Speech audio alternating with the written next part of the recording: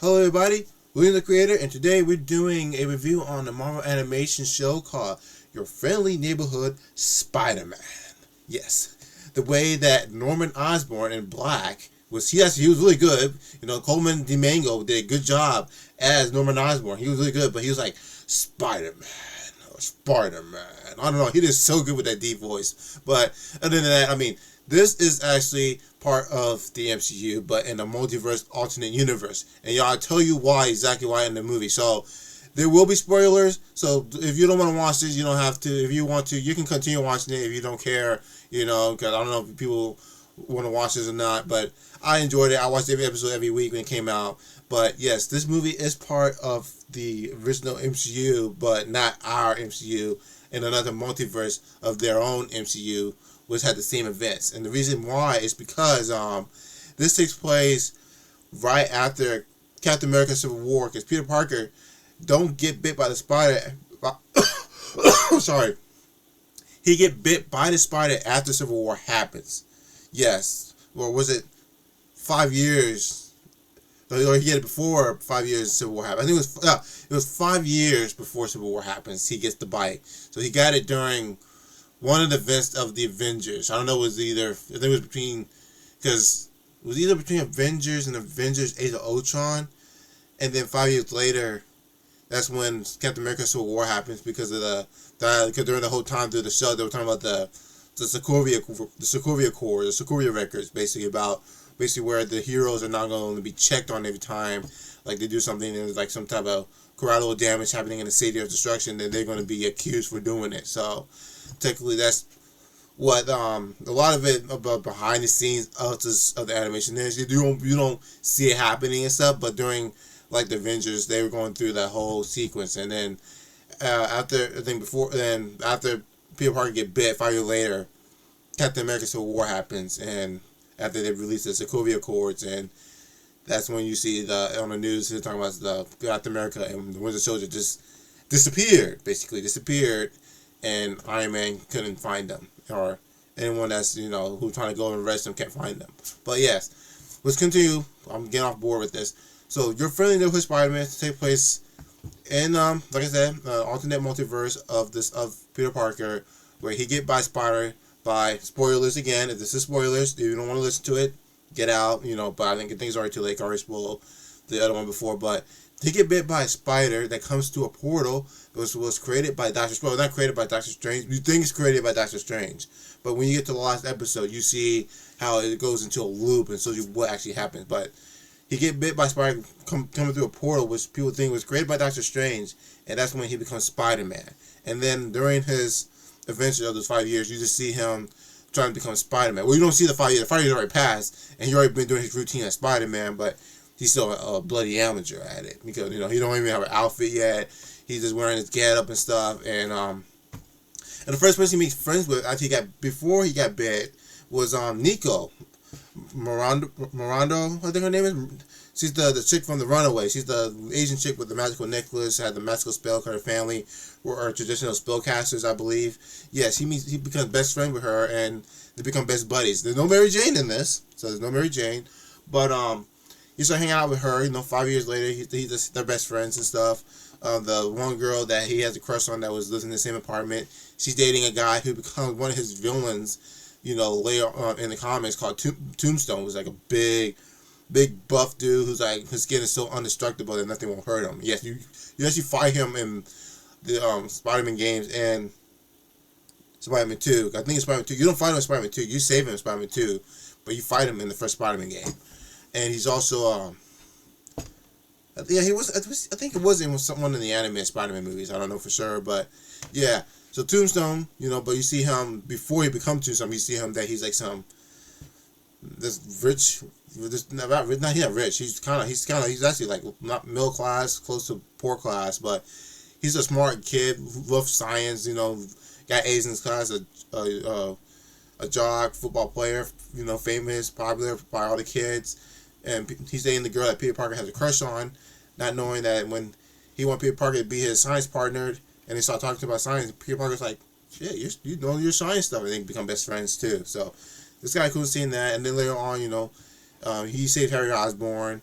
they become best friends after when he goes to his internship at Ops Corps and did something really stupid, not looking around to see there any cameras. There was a camera watching him in the stair hallway, seeing him becoming, putting his outfit on. And Norman Osborn was like, "You're a Spider-Man." He's like, "Oh shit, that's why you called me in here. I thought I did something trouble because I wasn't here for the most of the internship." He's like, "No, you're Spider-Man." He's like, "This is great.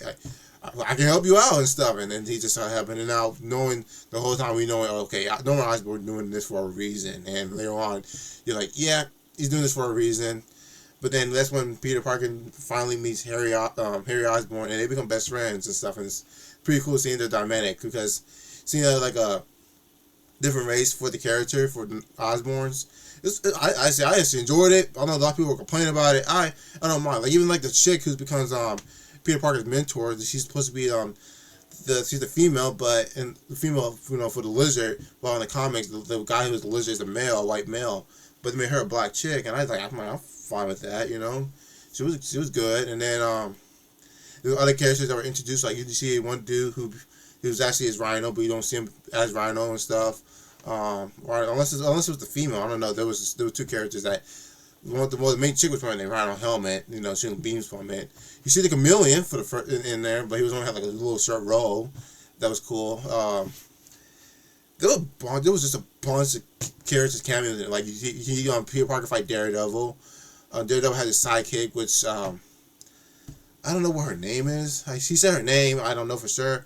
I thought maybe it was I thought it was Elektra. It's not Elektra. It was I forgot what her name was. I thought maybe she was Jessica Jones' sister, but I forgot Jessica Jones' sister. I don't know. But she was in there. There was still some other girl was in this part. Iron Man was in there. He made a cameo. Dr. Octopus is going to be a villain in the next season. Yes, if that's another spoiler, but yeah, he's going to be a villain in the next season. It was just cool.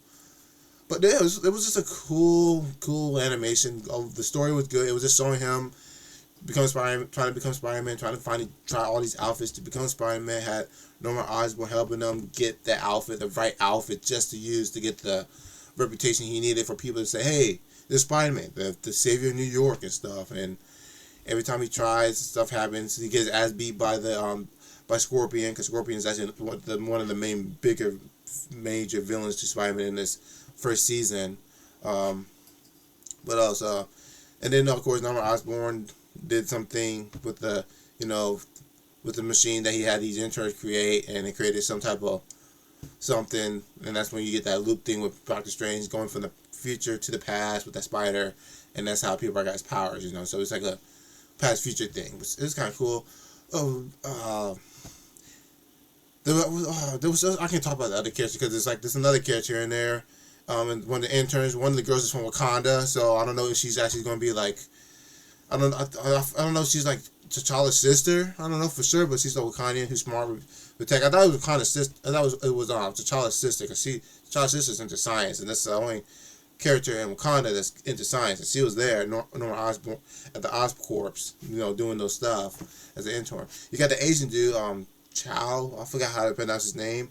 He's actually another Hulk, which people won't know that unless you know the comics. I didn't know that until I started researching him, and I'm like, okay, he's another Hulk, an Asian dude that turns into a Hulk, so he gets gamma ray inside him somehow.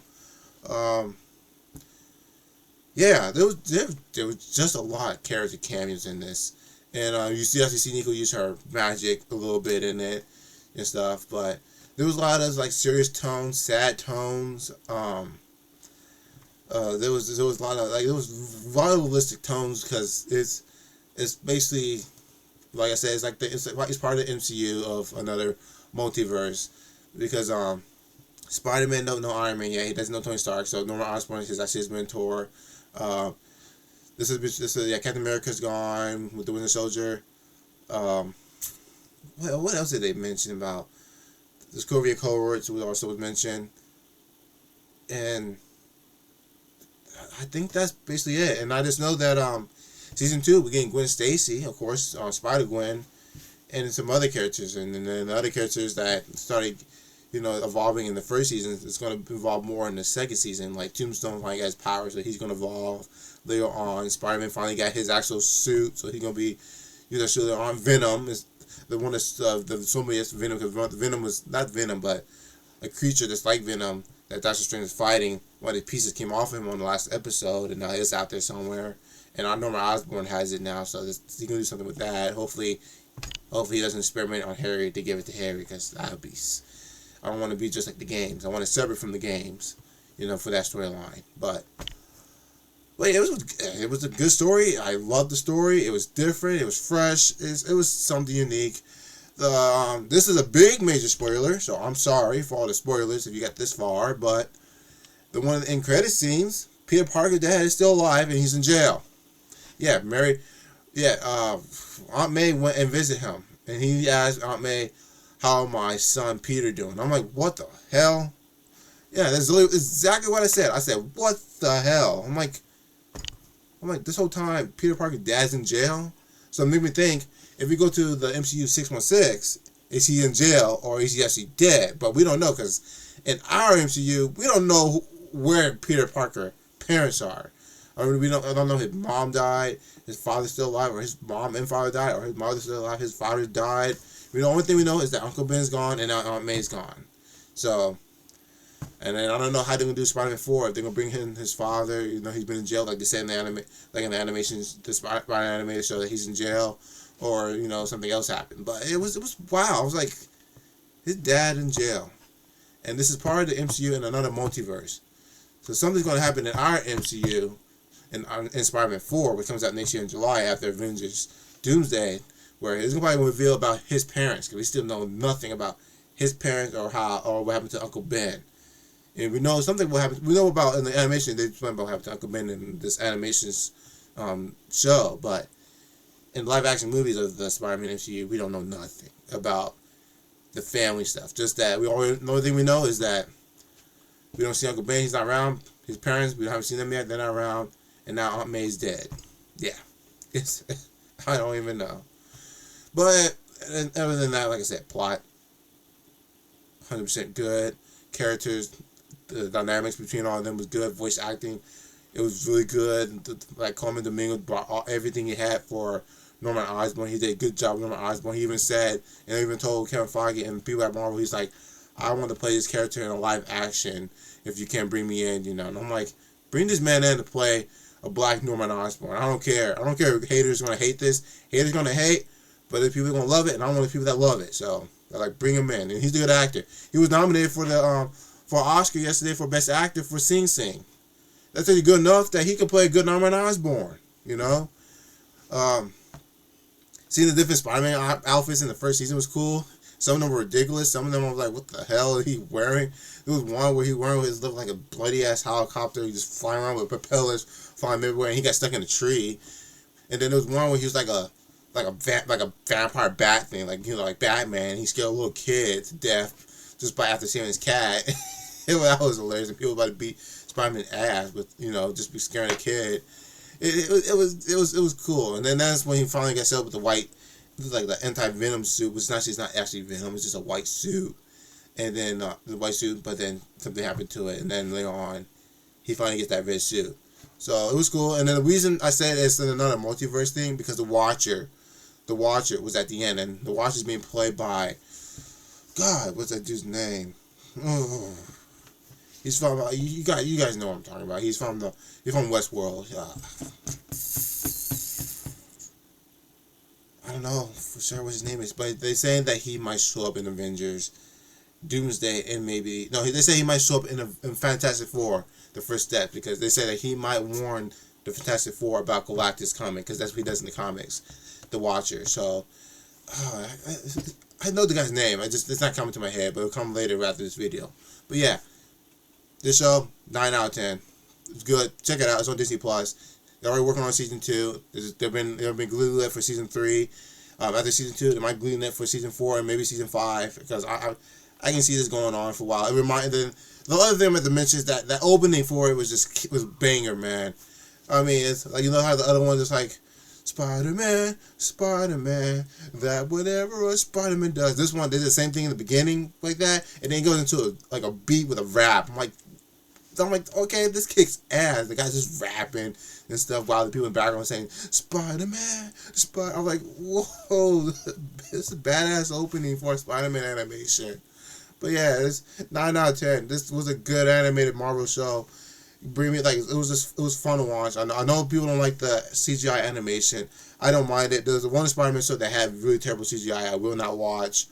But this one is just felt like I'm watching an actual animated Spider-Man show, which we haven't had in so long. Besides the ultimate, the spectacular Spider-Man that I actually did enjoy. I forgot what channel it was on. It used to come on TV sometimes. I'll be watching it, and then it came on Netflix or some other streaming service. And I watched the whole thing on there, the whole 3-4 seasons, I believe, and loved it because it went far. I know one in the episode, he actually joined Deadpool on a mission in one of the episodes, and I was like, okay, this is cool. He's on a mission with Deadpool to fight Taskmaster.